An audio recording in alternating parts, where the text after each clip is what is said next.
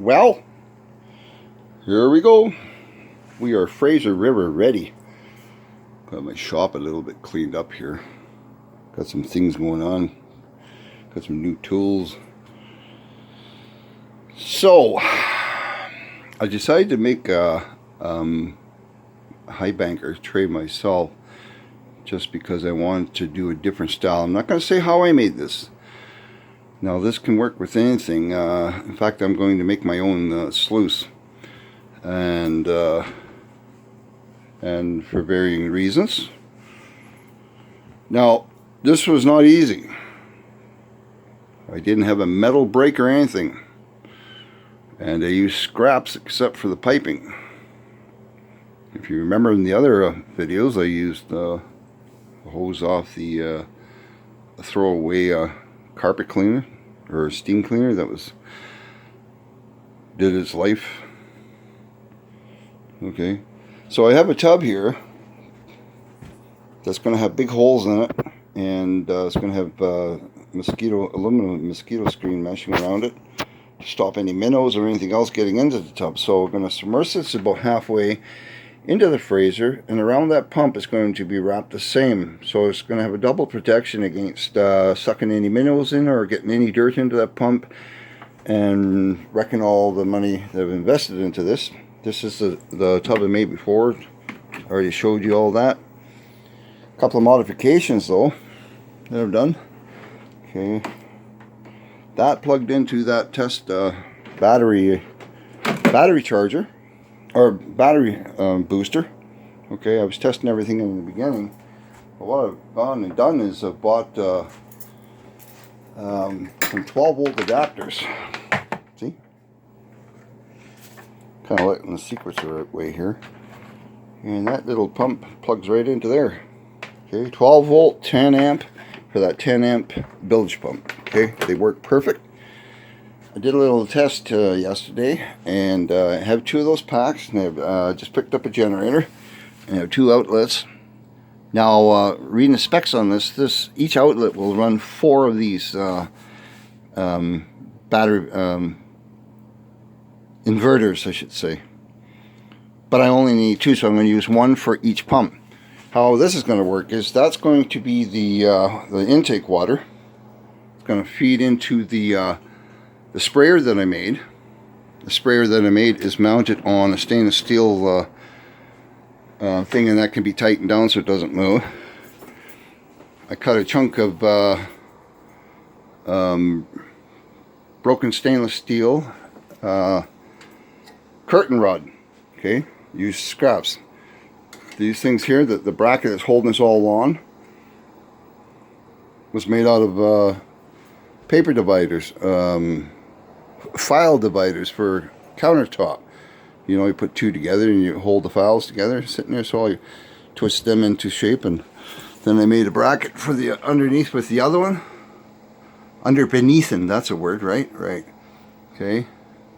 And so then there's 2 bolts through the top part of the feed tray to the cube, and they just unbolt for easy. When they're done at the river, just take 2 nuts off inside there. Put the bolts back in so we don't lose them. That bracket stays on there, and there's a piece of hardwood from an old broken hardwood chair that I used to gauge it and to set the slope correctly. So the slope of that is matching the slope of the cube. Okay, so it sits on that bracket there, firm. And then these 2 little bungees are just pegged into the bottom of the almost the bottom of the feed tray. It's not interfering with the flow of water or anything. Right, and I'm going to have a pan that's going to go from here, and it's going to go out probably into a wheelbarrow. And what I've gone and done was I've gone and picked up a 184 liter tub. It fits in there perfectly, because inside there is going to go a waste bucket underneath, and it's going to catch the stuff that comes out of the cube. Alright, all the waste stuff here, because you can't put any tailings back near the Fraser River. You got to be at least 30 feet away from the highest level. Alright, so the wastewater in here will flow out into 3 more tubs this size. Those will be the settling ponds. So in the 3rd or 4th tub, this will be number 1, the big one, and the 4th tub will be the final settling tub, and there will be a pump in there that will be pumping. Here's the final settling tub right here. Okay, so there's another pump there, another switch is all set to go to. It's got the plug-in for the 12 volt.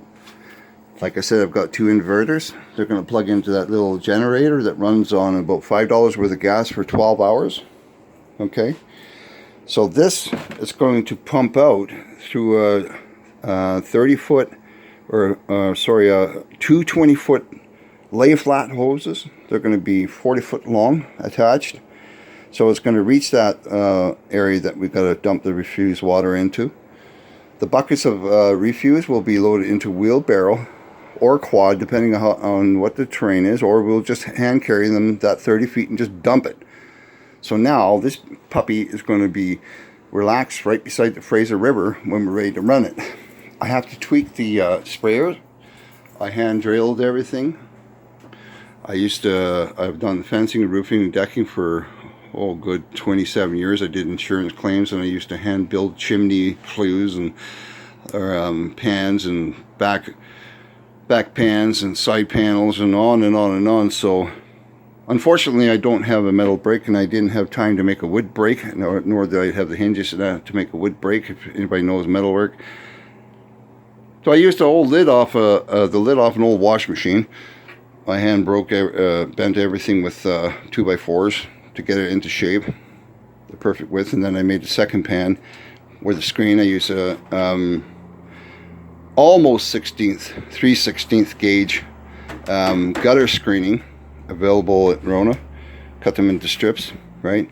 So then inside there you can see the crap will come shooting down, or the good stuff will come shooting down into the cube, and the cube will be fed, and see if we can collect some nice gold. We're going to run it for an hour once we set up, and then we're going to clean out and see what the results are for that. But our plan is to go out for a full half day and get a full 4 hours in. The ultimate quest here is going to be, can you make a living working the Fraser River? There's rumors that there are people out there doing that. There's even rumors that there are people living on the Fraser, just because it's a lot easier to set up a tent and just stay there for the summer and then unpack everything.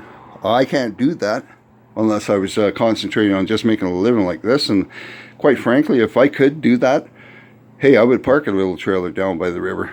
I would get one down. I'd pull down one with a quad if I had to, whatever way, because I sure as heck beat the rat race in this world. And the price of gold is great. So that's just a little taste of what's to come. So you'll, in the next video, you're going to see how this puppy works. So that's the fresh intake, and I'll have the other tubs joining to that one there, or to that one there, sorry. That's the output, the trash output, and the main one here will flow into 2 other tubs, which will be the first settling ponds. That'll be the final settling pond where the water will just be murky, and it will send that water out into the Tillings pond. And then at the end of the day, all said and done, we would clean out the bottom of this and at the Tillings pond, because we don't want to be releasing anything from any of the buckets near the Fraser River.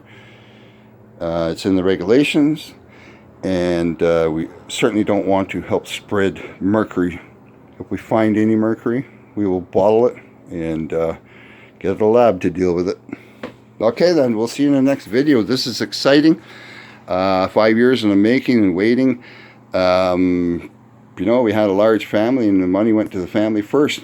The family's all been taken care of. They all got their own jobs and stuff, and some of them are with us actually going to be working this summer with us, 4 or 5 of them.